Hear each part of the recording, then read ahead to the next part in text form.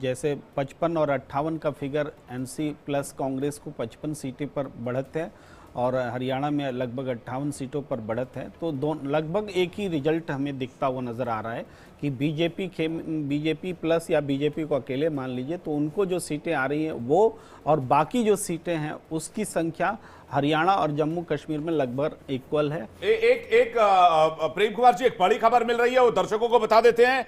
Ambala cantt से इस वक्त जानकारी मिल रही है, अनिल विज पीछे हुए हैं।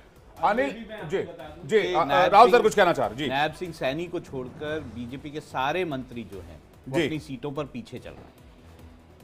तो ये देखिए, ये बड़ी बात हो जाएगी अगर ऐसा मैंडेट आता है तो बीजेपी को दोबारा सोचना पड़ेगा हरियाणा की स्ट्रेटेजी क्या होनी चाहिए, हरियाणा में किस तरह से उन्हें आगे बढ़ना है, क्योंकि अगर इस तरह का रिजेक्शन होता है तो बीजेपी के लिए बहुत जो है बुरी स्थिति है। ऐसे पिछले बार भी इलेक्शन में राहुल जी सारे मंत्री चुनाव हारे थे बीजेपी के हरियाणा में, इसलिए इस बार उम्मीदवार देने में भी सोच रहे थे कि रिपीट करें कि ना करें, लेकिन उन्होंने किया और इस बार भी वही नतीजे मिले। और जिस तरह से नायब सिंह सैनी भी पीछे, इसका मतलब पूरा मंत्रिपरिषद ही। आज दिन भर लड्डू भी और जलेबी भी खाने को मिलेगी, मोदी जी को भी जलेबी भेजने वाले हैं। और नायब सिंह सैनी उनको भी जलेबी भेज देंगे, हमने भेज दिया है। और जम्मू कश्मीर के अंदर भी नंबर्स जो हैं वो बता रहे हैं कि नेशनल कॉन्फ्रेंस और कांग्रेस को ही अकेले शुरुआत में ही बहुमत मिलता हुआ दिखाई दे रहा है। तो पूरा भरोसा है, जम्मू कश्मीर हरियाणा हम पूरे बहुमत से सरकार बनाने जा रहे हैं। कांग्रेस प्रवक्ता पवन खेड़ा मेरे साथ। खेड़ा को सुन रहे थे आप, जिन्होंने साफ तौर पर विवेक ये कहा है कि पीएम मोदी को भी पीछे चल रहे हैं। हैरानी की बात है ये। और देखिए किस तरह के जो स्टैट्स और सीट्स पर एनालिसिस सामने आ रहे हैं हरियाणा को लेकर, तो मुझे लगता है भाजपा एक बैठक करेगी, मंथन करेगी जो कुछ हुआ है और क्यों हुआ है। पीएम मोदी को मिठाई भेजने की बात कर रहे थे पवन खेड़ा। तमन्ना हमारे साथ ब्रेकिंग सेंटर से जुड़ी हुई है, सीधा रुक करते हैं तमन्ना का। तमन्ना, क्या बड़ी खबर आ रही है? आपने बिल्कुल ठीक कहा कि अब बीजेपी को मंथन करने की जरूरत पड़ सकती है, क्योंकि शुरुआती रुझान में कांग्रेस हरियाणा में बहुमत लाती हुई दिखाई दे रही है।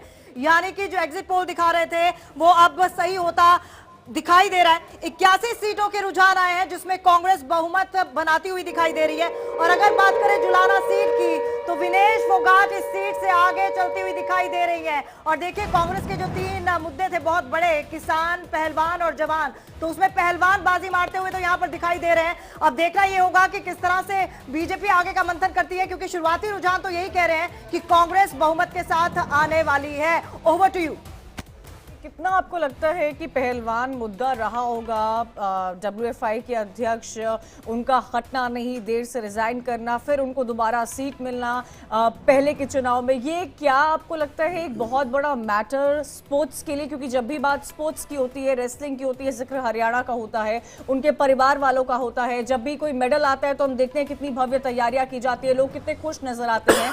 इन सब के बीच में डू यू थिंक कि रेसलिंग एक बहुत बड़ा मुद्दा रहा है हरियाणा के चुनाव में, जिसकी वजह से बाकी लोगों ने भी भाजपा को वोट देने का मन बना लिया था कि नहीं देंगे भाजपा को वोट? ये एक सीट विनेश फोगाट की सीट को लेकर ये हो सकता है मुद्दा, या फिर ओवरऑल स्पोर्ट्स फ्रेटर्निटी में ये मुद्दा हो सकता है। लेकिन जब विधानसभा चुनाव होते हैं तो ज़्यादा बड़े मुद्दे जो है काम करते हैं। जो अग्निवीर का मुद्दा है वो काम किया होगा, जो किसानों के आंदोलन का मुद्दा है वो काम किया होगा, बीजेपी ने जो स्कीम्स इम्प्लीमेंट करने की कोशिश की है वो किस तरह से ग्राउंड लेवल पे आई हैं वो काम किया होगा।